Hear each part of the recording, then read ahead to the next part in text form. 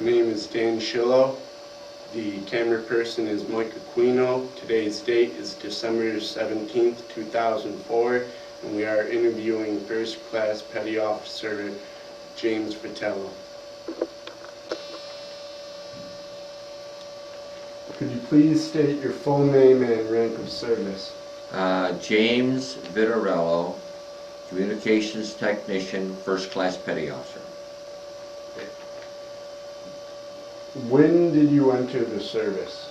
I entered on March the 3rd, 1953. Did you enter on your own or part of the draft? No, I enlisted. I was just finishing up business school in December of '52, and I knew I was going to be drafted, so I enlisted in the Navy with a report date of March 3rd.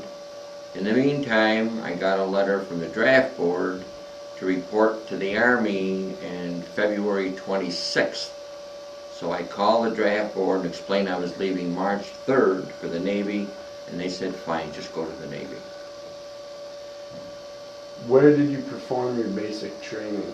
I had basic training at Bainbridge, Maryland. What characteristics did you exhibit in basic training that qualified you for your special assignment? It wasn't so much what I had done in basic, it was the schooling and the education that I had which qualified me to be an applicant for naval security. When I went for an interview as to what I wanted to be, I had no conception that I wanted to be in security. I wanted to be administrative clerk. And he said to me, how about this other? I said, what's it do? He says, oh, it's just administrative work. I said, fine. So when it was all over and said and done with, I get this long application I had to fill out where I was going to be thoroughly investigated by the FBI, which took over a year before I got my final clearance. But it was basically the skills that I had in the testing that I did administratively which qualified me for this. What kind of work did they have you do in that year when they were researching? I was with Naval Security, and I had what they called a temporary clearance. I could do everything that everybody else could. They did some preliminary investigating into my background. They came to Rome, went to the schools, my neighborhood, where I worked, my friends, people I knew to see what kind of a young man I was. And if I had, let's say, a shady reputation or, was a drinker, I would never have qualified, because what we did was very highly secured with classified material. What is a Liberty Pass and what did it enable you to do? Well, being with Naval Security, let me go back and tell you what a normal sailor does. He only gets a Liberty Pass when he leaves his workstation and he's entitled to go on liberty. But because we were security people, we have what they call a permanent Liberty Pass. We could come and go anytime we wanted to as long as we were not working. So it was a good deal in that respect. We never had to pull any extra duty. All we had to do was go to work, do our job, keep your mouth shut, and you were set. What was some of the state-of-the-art technology you were working with? Well, a lot of that is classified. As you can appreciate, when you deal with highly sensitive material, you can't say too much about what we were doing, but we had the state-of-the-art, everything the government had for us to use was provided for us. That's about all I can tell you with that, okay? Mm-hmm. What kind of scrutiny did you undergo to ensure the secrecy of your assignments? Well, not only did they have to come back to Rome and go through my complete background, but while we worked, I learned this after, they would take young men who were about the same age as we were, who were Federal Bureau of Investigation agents, and put them in with us, working the same kind of thing we did, not knowing who they were.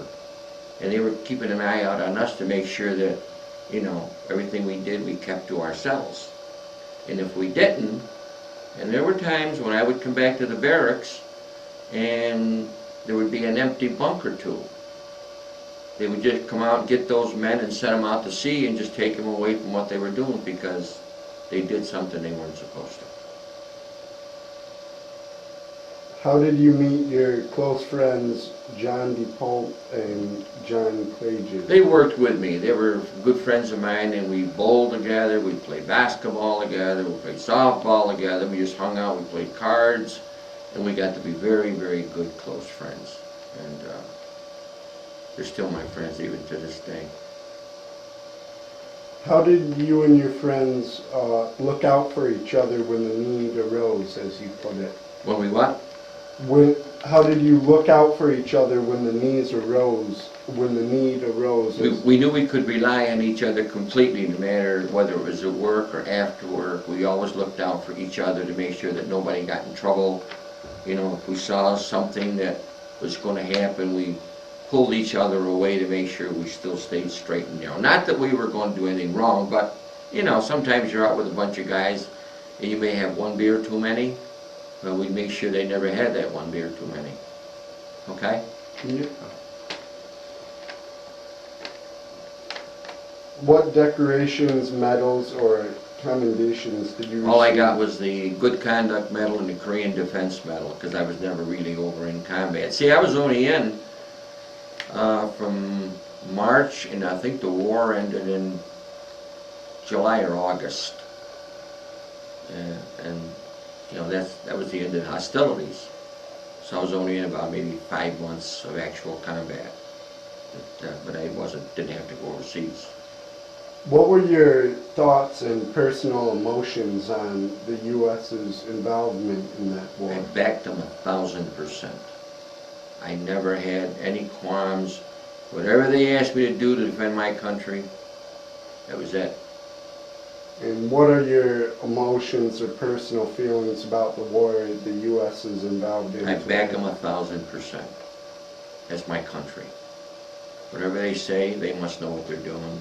They got my support. Okay? Thank you. You're welcome. You done?